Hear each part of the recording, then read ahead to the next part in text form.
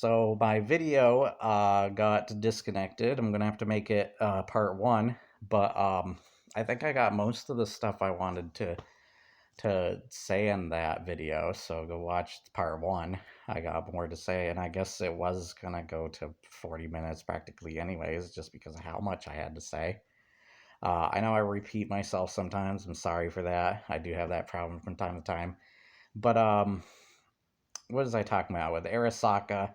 You see the parade, and and nobody's like in fear of them. You don't get to see them like on the streets or anything harassing people. The two of the characters that you know are working for Arasaka are trying to help you. There is an obvious betrayal, as well as obviously the Emperor is alive still. Like, it feels really lame that they tried to throw a plot twist that's not even good. And pretty predictable. It just kind of leads you to not think that this company's all that evil. Most of the time, you have to hear Johnny Silverhand and stuff really say it a bunch, but you never actually see them do all that much. They kind of leave a lot of dead air, and they never like really come after you. Once again, they wasted, especially with the villains, they wasted their best hand of cards with them in the very beginning of the game.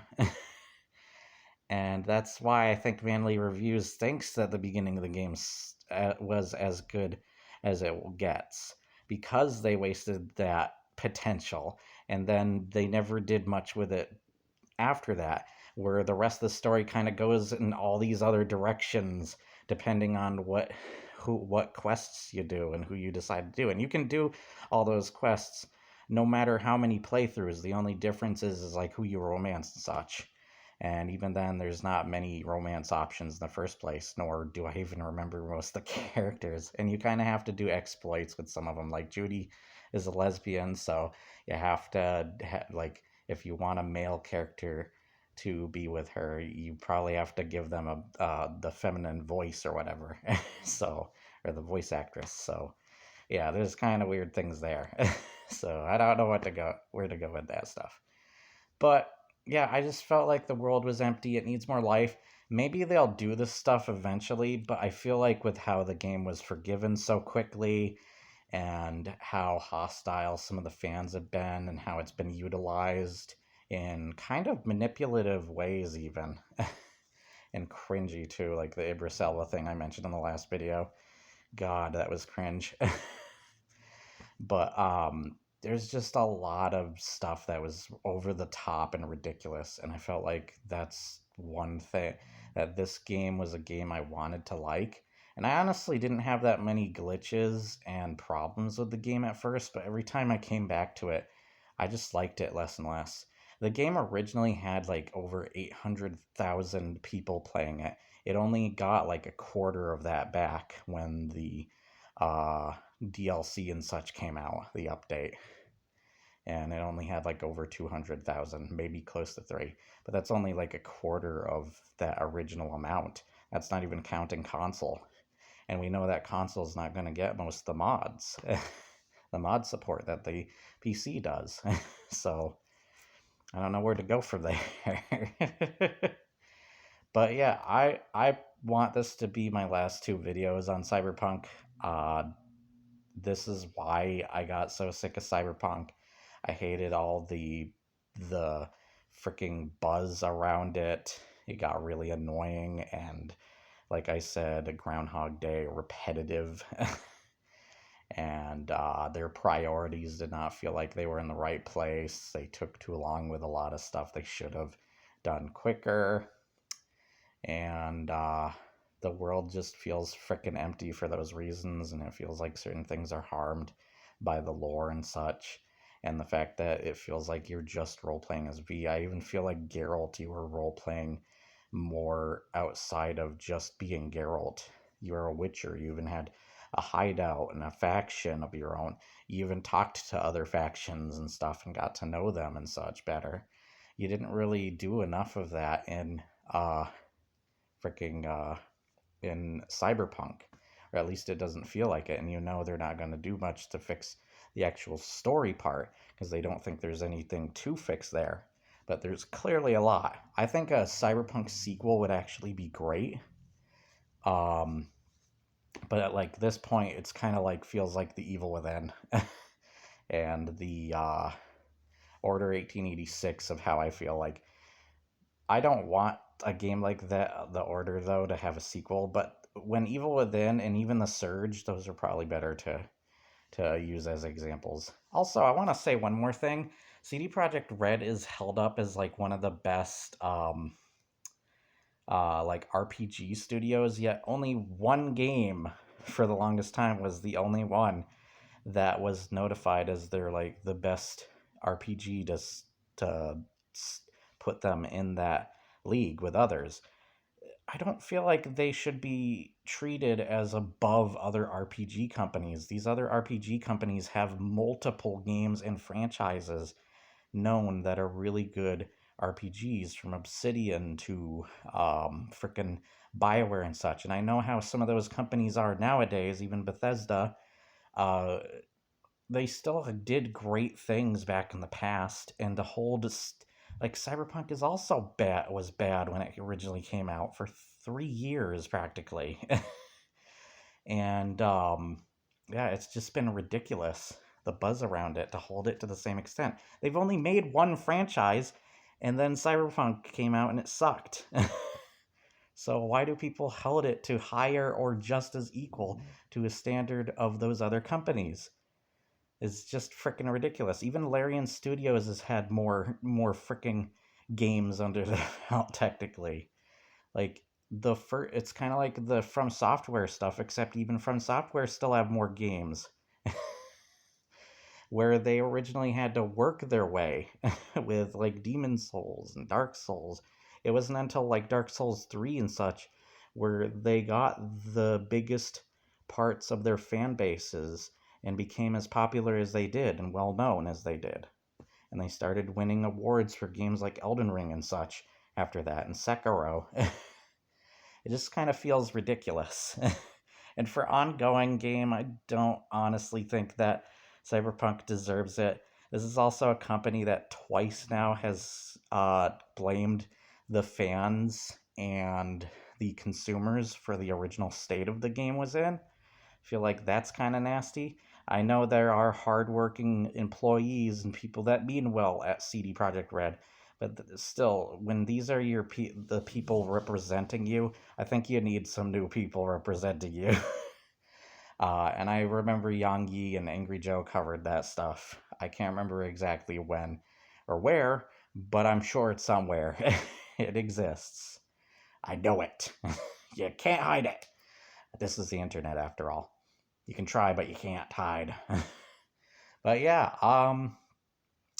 is there anything else I want to talk about? Yeah, I think like even if it doesn't need wildlife, it needs other life and stuff, and I think it needs factions. Like I would love to learn more about Militech and stuff. I do feel like it's little too late, in that the radical soda thing I said in the previous video, where I feel like the stuff he said in the beginning applied to Sonic Colors Ultimate video, and the ending can be applied to what I feel with Cyberpunk, with unfinished games and such. So yeah, I'm sorry, it's just too little too late for me. Other people, it isn't, but I don't always see why.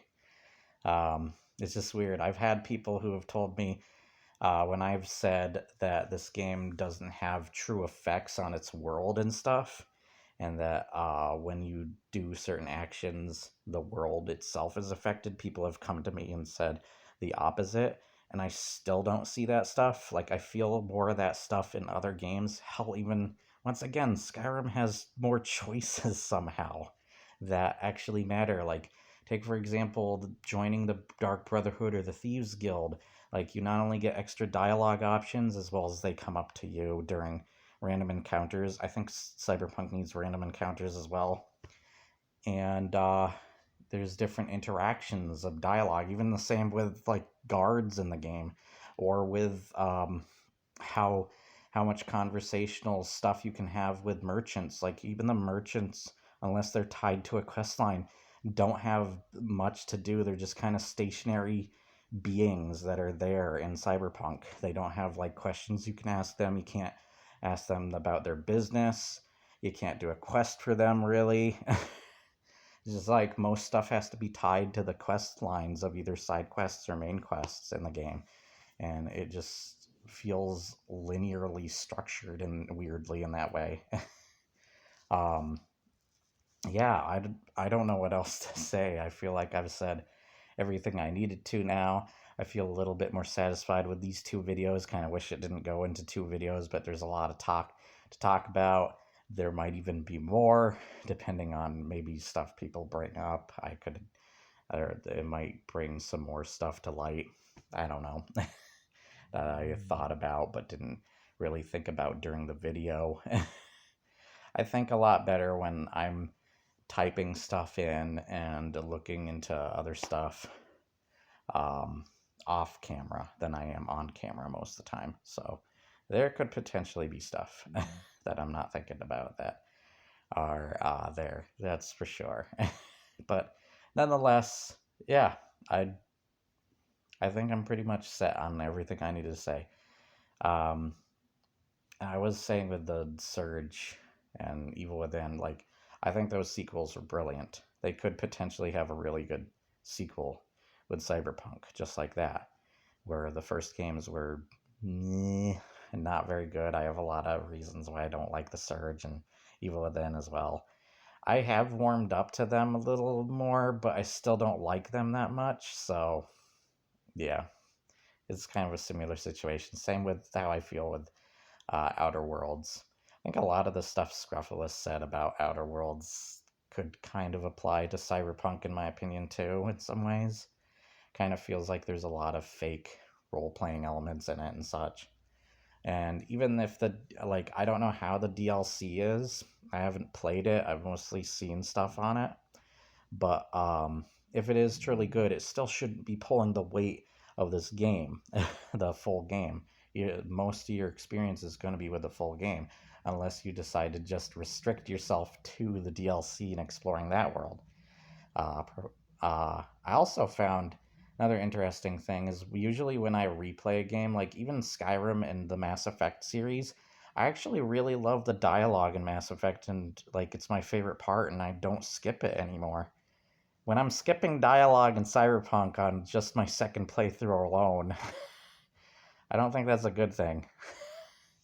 Like, I just don't care about a lot of the exposition dialogue. There's so many characters that come and go, and the characters that don't, I just don't care about.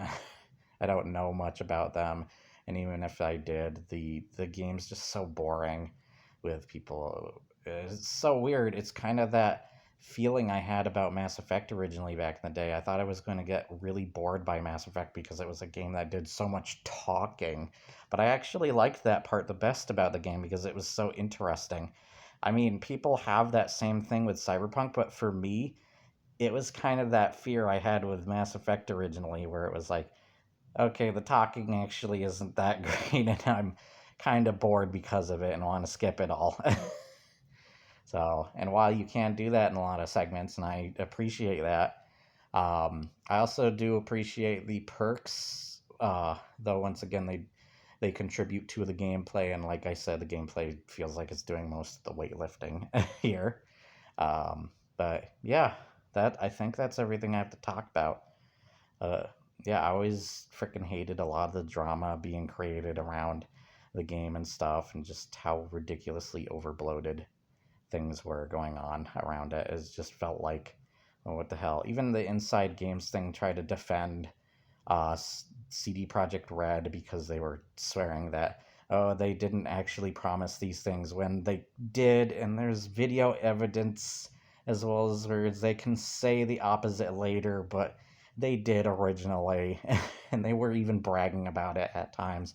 Beat 'em ups went over that stuff and went over the trailers and stuff. So shut the hell up, Inside Games. And you're not perfect anyways. You called Far Cry 3 the Skyrim of a shooter Skyrim game, which was silly. So whatever. They're just whatever. But yeah, it's just one of the worst experiences because it feels like a mid game. It doesn't have that charm other games have, even bad ones, while also just being very boring and empty and having those previous problems explain in both the previous video and whatever I explained in this video. So, once again, keep those things I said in the first video at the very beginning into mind when even watching this video. And I hope you enjoy and have a awesome day. Bye.